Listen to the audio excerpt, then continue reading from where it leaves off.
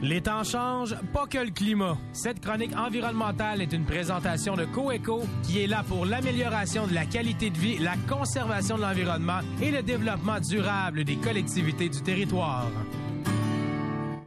C'est le temps de nous donner des petites astuces pour faire les travaux à la maison là, en ayant le moins d'impact écologique possible.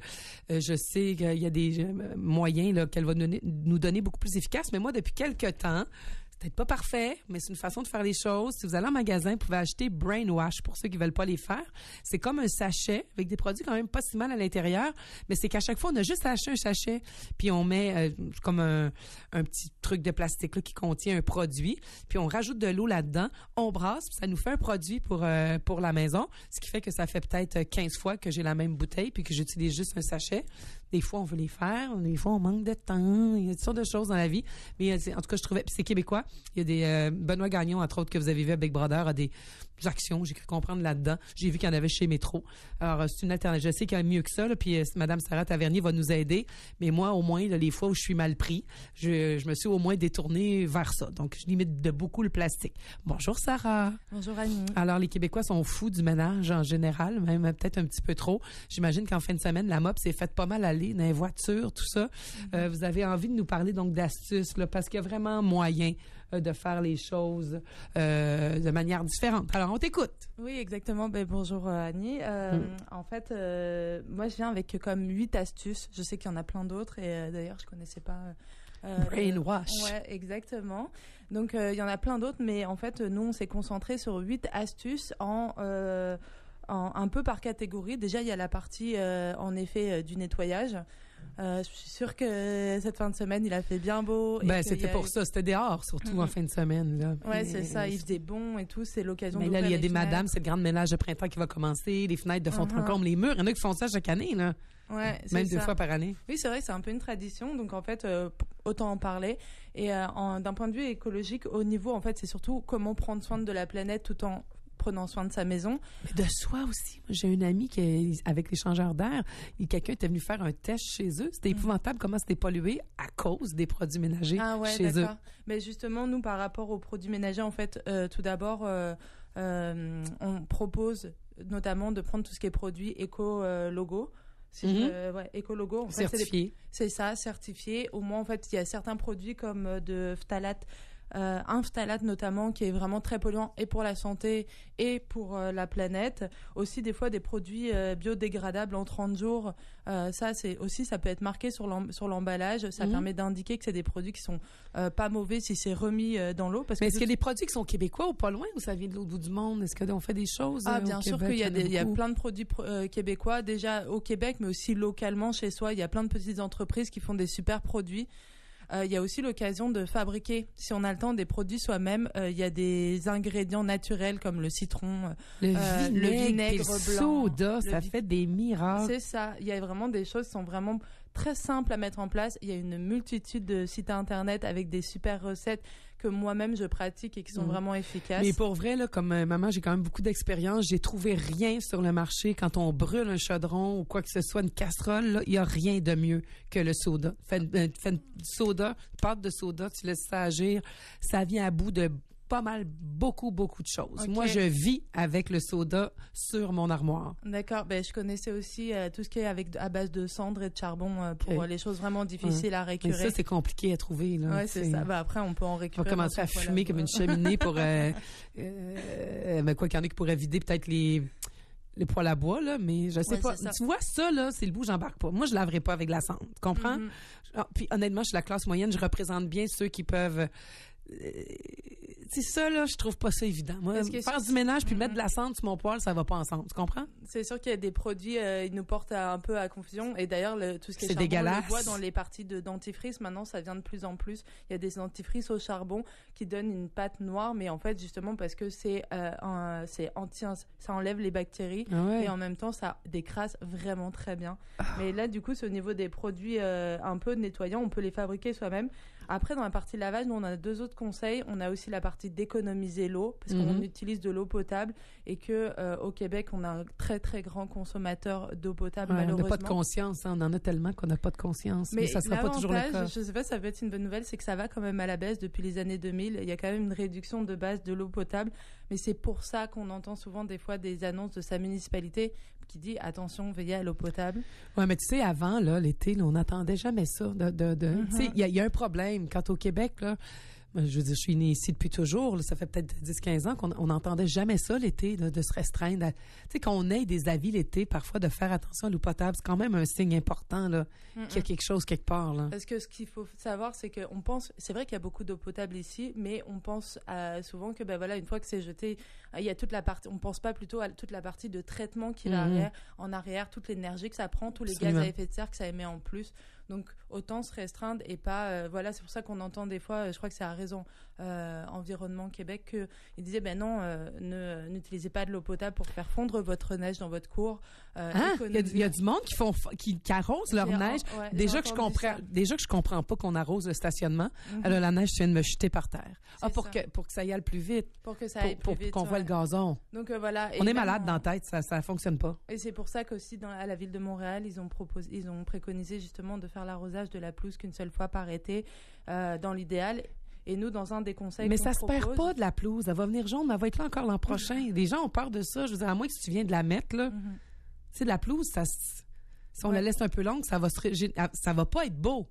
Mais ça va pas mourir. Là. Ça va se régénérer. C'est et ça. Justement, dans un des 8 conseils qu'on propose justement sur notre blog, c'est que en fait, il y a aussi l'herbicyclage au niveau de la pelouse. Il y a le fait en fait de couper l'herbe et de laisser les rainures sur place. On ramasse c'est pas peut-être pas ça beau sur le moment, mais ça se dégrade vraiment très vite. Oui, et ça absolument. a une valeur vraiment enrichissante pour le sol. Ça le protège notamment. Moi, je dis aux voisins, regardez mon terrain. Vous allez tout comprendre comment une non-écolo réussit quand même juste par paresse à être écologique. Non, mais c'est vrai, tu sais, comme de pas ramasser... Je veux dire, ce que vous nous dites, c'est dans le fond, c'est quand on passe le gazon, pas rajouter une tâche de racler ça, comme on dit ici, après, là, de passer le râteau. On laisse ça là-dessus, puis ça le protège pour l'été, dans le fond. Exactement. En fait, il y a juste besoin de laisser les rainures sur place. Et ça le protège pour l'été, ça le protège de la sécheresse, ça lui apporte de l'humidité. C'est vraiment numéro 1 pour le sol et ça se dégrade vraiment rapidement. Si on revient à notre sujet qui était quand même aussi de notre petit ménage de printemps, donc vous nous parlez beaucoup du citron, du charbon. Je pense que pour la cuisine, c'est plus facile de voir comment on peut faire naturellement les choses avec de l'eau, du vinaigre, du citron. Push-push, ça peut faire je pense que les gens qui le veulent savent que ça fait un bon nettoyant. Mais quand on arrive à la lessive, là, ça commence à être quand même plus compliqué. Alors, à la lessive, il y a aussi des solutions. Malheureusement, là, par exemple, moi, je connais à partir de lierre. C'est une lessive qui est naturelle et qu'on peut faire. Du lierre? Mais le problème, c'est que le lierre, on n'en trouve pas plus facilement. Mais il y a plein d'autres méthodes que je conseille vraiment d'aller voir sur Internet avec des solutions ou alors rien que d'acheter de la lessive en vrac, déjà, ça évite les emballages. Mais là, il faut être c'est très cher. Ouais, c'est très cher. Quand on a une famille de 5 enfants en inflation, honnêtement, puis moi, je suis pas là pour vous contrarier, je trouve que c'est des très bons trucs, mais c'est comment on peut passer du rêve à la réalité. La lessive n'est pas encore accessible à une famille en termes écolos, à moins qu'il y ait des choses qu'on puisse faire à la maison, moins que si le vinaigre, ça fonctionne aussi.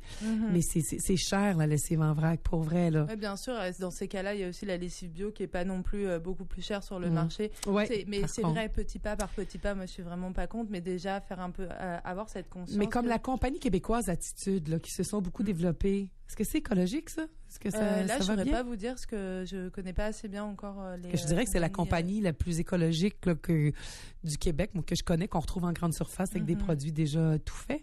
C'est la même chose comme pour... l'idéal, ce serait de partir avec nos plats puis d'aller remplir notre... Oui, bien sûr. Ouais, mais voilà. c'est pas si accessible. Là. Directement. Idéalement, ce serait vraiment quelque chose qui devrait se développer. Ça serait vraiment super.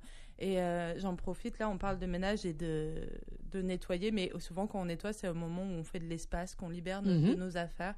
Et là, c'est une partie aussi dans nos conseils qu'on propose, c'est qu'en fait, les objets, on se retrouve souvent à faire un tri, à faire des objets, soit en fait d'en profiter pour les réparer, soit sinon les vendre et les donner pour s'en départir, au lieu que ça reste stocké chez soi, ou alors de les jeter. On essaye vraiment de maximiser en fait leur revalorisation, leur réemploi, avant de les jeter, que ce soit la solution finale. Les autres conseils que vous aviez 8 astuces là, à nous donner, mais là, ça aussi, ça m'intéresse beaucoup ce sujet-là. On va à gauche et à droite, mais peut-être de nous les mentionner. Est-ce que vous nous les avez tous partagés? Oui, moi j'en ai pas mal. En fait, il y a vraiment dans la partie libérer de l'espace de réutiliser ces affaires avant de les jeter, les réparer et ensuite les donner, les vendre puis les jeter. Ça, c'est un peu les 3 premiers conseils en lien avec la libération de l'espace. Au niveau du nettoyage, en fait, on parlait favoriser des produits plutôt qui font action à l'environnement. Économiser son eau, ça c'est vraiment quelque chose sur lequel on se permet d'insister parce que il faut vraiment en prendre soin. Puis la corde à linge aussi, tu sais, il y a des villes où ils n'ont plus le droit, c'est horrible qu'on interdise les cordes à linge, mais nous ici on a la chance d'en avoir, puis tu sais des fois au lieu de, il y a des choses qui sont pas nécessairement sales, on pourrait juste les mettre dehors 10-12 heures en ligne puis ça ferait le travail, hein. C'est vrai qu'on n'a pas mis par exemple dans les conseils mais quelque chose dire il fait beau, il fait chaud, profitez pour faire sécher votre linge dehors plutôt ou de que mettre les couettes, pas obligé de les laver tout le temps là, une belle couette qui passe 24 heures dehors, quand tu rentres pas mal sent bon, fait que c'est pour revenir à nos trucs de grands-parents, dans le fond ils faisaient ça eux, hein. Ouais, c'est vrai, hein, en extérieur et tout. Et du coup, dans les autres conseils que nous on proposait, c'était au niveau des déchets, on n'en a pas encore parlé, mais faire bien attention comment on traite ces déchets. Quand on fait de la poussière, par exemple, ça va au bac noir. Mais par exemple, si on prend un essuie-tout pour nettoyer et qu'on l'utilise avec des produits naturels, là, par exemple, ça va au bac brun. Brun, c'est ça. Voilà, exactement. Il y a des choses, les résidus de jardinage d'intérieur, ça peut aller aussi au bac brun. Le gazon. Comme là, les gens, justement, je dis qu'on rague pas le gazon l'été, mais ce temps-ci de l'année, ça fait quand même du bien de le faire une fois parce qu'il y a beaucoup de cochonneries qui sont ramassées pendant l'hiver. Est-ce qu'on peut les mettre là au bac brun aussi? Alors, tout ce qui est gazon, là, il faut faire le mieux, des fois, c'est de les apporter aussi à l'éco-centre, surtout quand des fois, il y en a une très, très grosse mais là, quantité. des fois, il y a des gens qui n'ont pas la voiture pour y aller. Fait que c'est sûr que ça se ramasse dans un bac. Alors, si jamais ils y vont pas, peut-être nous dire le meilleur bac où le mettre. Ouais, là, le mieux, c'est, moi, je conseille vraiment toujours d'appeler la ligne Coeco pour avoir toutes les informations en détail. Surtout quand il y a des situations un peu particulières. OK. Donc, voilà. Fait qu'il y a vraiment des petites choses assez faciles à faire. Puis c'est sûr que la meilleure chose, c'est l'objet qu'on n'a pas, c'est de pas d'acheter en trop. Je voyais ce matin qu'il y avait la SADC du Kamouraska là, qui avait commandé avec le collectif tout ce qui arrive avec nos vêtements, tout notre textile, puis peu importe ce qu'on fait, il y a 5% qui est valorisé, 45% qui est vendu, 50% qui finit quand même à l'incinérateur, là, même si on prend soin d'aller le porter quelque part. Donc, à l'enfouissement, oui, c'est le portrait sur les textiles. Ouais, oui, c'est ça. J'ai participé à la mise en place du portrait. Donc, c'est de faire attention, essayer d'acheter moins, mais c'est pas toujours simple. Mais quand même, on est en route. Oui, c'est clair. Et c'est pour ça qu'on est là pour en parler aujourd'hui. Merci beaucoup, Sarah Tavernier, d'avoir été là ce matin. Je vous souhaite une belle journée. Au revoir. Merci, Annie. Au revoir.